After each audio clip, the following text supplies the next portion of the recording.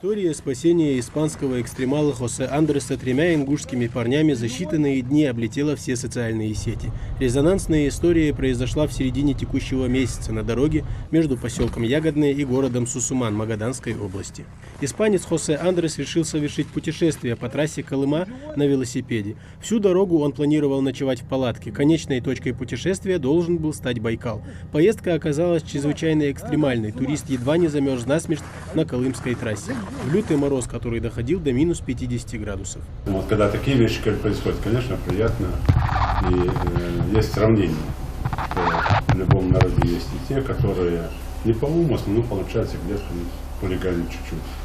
А есть те, которые, как вы, вроде вчера незаметно, как обычно граждане, когда надо было, себя проявили, показали, ну и спасли человека. Что там могло быть, одному Всевышнему известно, но вы это сделали, поэтому хочу вам от всех жителей республики выразить и благодарность, и спасибо сказать, как глава республики. Помощь путешественнику оказали Ваха Чемурзиев, Моусар Муцольгов, Аслан Хабриев. Встретив впервые Хосе Андреса по дороге из Сусумана в Магадан, они тщетно пытались отговорить путешественника продолжать такой опасный путь. Через несколько дней на обратном пути, после продолжительных поисков, молодые люди нашли Хосе Андреса на Бурхалинском перевале в тонкой палатке. Он турист-экстремал. У него какой-то чат там есть, и он сидит в этом чате, короче. И вот эта дорога Колыма, у них на первом месте эта дорога, чтобы покорить эту дорогу. Ну, на велике. И вышел Аслан, я начал снимать.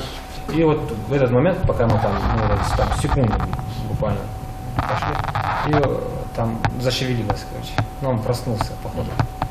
Не до конца он спал. Когда человек замерзает, он на сон тянет его. И мы уже поняли, что он там, что он уже живой, в принципе. И давай, ты же подходил, ты что, сумасшедший, короче. Куда ты едешь? А он, глаза такие из орбит вышли. И в слезах были, не знаю, или он плакал, или от мороза. Да, в слезах были глаза. И он такой, головой, с ума поехали. Но он уже со спалки вылез. Рука, во сне у него печатка слезла с правой руки. И он себе руку отморозил. Шарики были вот везде, а вот именно пальцы черные были. Мы его к себе в квартиру забрали, постелили, накормили, уложили, ключ отдали ему, чтобы ему чуть посвободнее себя чувствовал. И договорились, утром мы проедем. Это четверг было, на четверг на пятницу ночь. Мы в пятницу в мечеть, и с мечети уже поехали туда.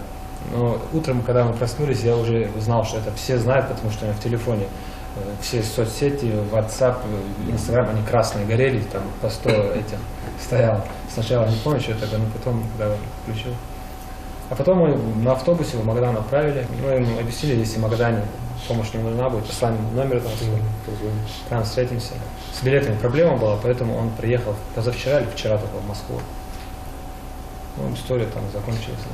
Сами же участники события себя героями не считают. Они утверждают, что сделали то, что сделал бы любой человек на их месте. Все в руках Всевышнего. Может, выжил бы, может, не выжил бы. Но уж, по крайней мере, если бы вы не подоспели, без руки остался бы точно. Мы, наблюдая за таким действием, конечно, должны поощрять как самих участников процесса, так и мотивацию для других. Почему? Потому что многие не задумываются, когда надо этот подвиг совершить. Поэтому здесь надо постараться, и как министр МЧС сейчас, обратиться к министру МЧС России, к своему коллеге по Магаданской области, чтобы по своей линии, конечно, ребята были награждены, отмечены, чтобы подвиг остался еще более актуальным, был примером для тех, кто окажется в такой же ситуации, чтобы все понимали, что в жизни всегда есть место подвигу. Он может быть подвиг и боевой, и гражданский, неважно какой, но спасти человека, спасти чью-то жизнь, это вот когда жизнь такая. Ашон Бархатов, спасибо большое. То есть сегодня кого поставить в пример. Подвиг магаданских спасателей был оценен не только на словах, но и на деле. За проявленное мужество Ваха Чемурзиев, Аслан Хабриев и Моусар Муцольгов, которому не удалось прилететь в республику, были награждены почетной грамотой Республики Ингушетия и ценными подарками. Ну а экстремал Хосе Андрес уже находится на пути домой. В среду он вылетел из магаданского аэропорта в Мадрид. Тамерлан Хамхоев, Новости 24.